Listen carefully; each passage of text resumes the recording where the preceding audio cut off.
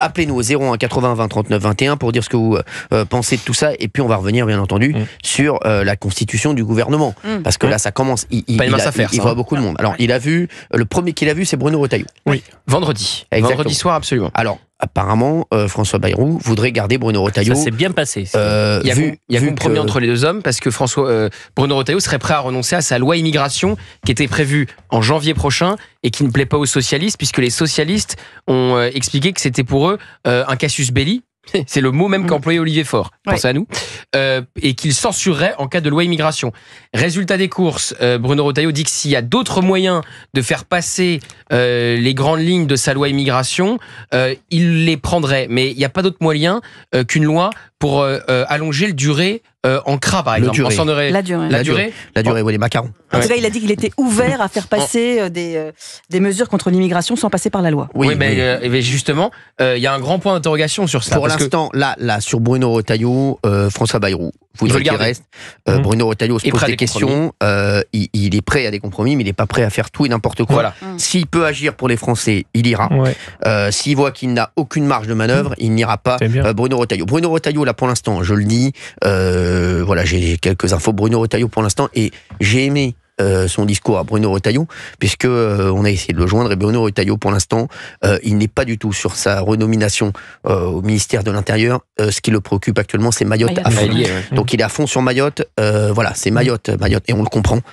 C'est d'abord Mayotte, régler la situation à Mayotte, ça va être compliqué, mais au moins essayer de faire que ça se passe que ce soit moins catastrophique possible. D'ailleurs, on pense à tous les gens, qui ont perdu des gens de leur famille qui ne savent pas s'ils sont vivants ou morts. C'est incroyable, c'est ce qui s'est passé à Mayotte, et pour le moment, c'est la priorité du ministre de l'Intérieur. Il verra ensuite ce qu'il fera, s'il continue ou pas. Mais pour le moment, c'est ça.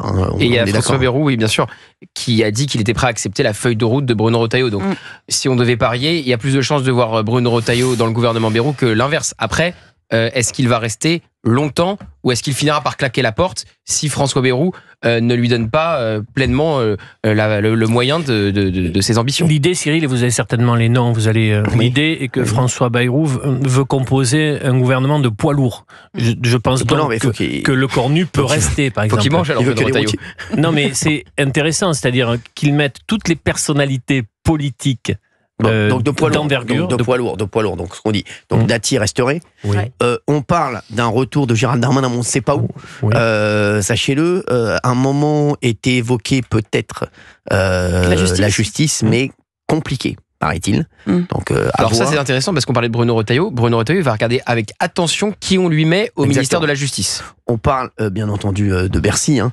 Ça va être ce qu'on attend le plus. C'est bien sûr ministre du budget, ministre de l'économie. Il y a plusieurs noms qui circulent. Thierry Breton, ancien commissaire européen. Il y a Pierre Moscovici qui a été reçu ce week-end par premier président de la Cour des comptes, qui a été reçu ce week-end par François Bayrou.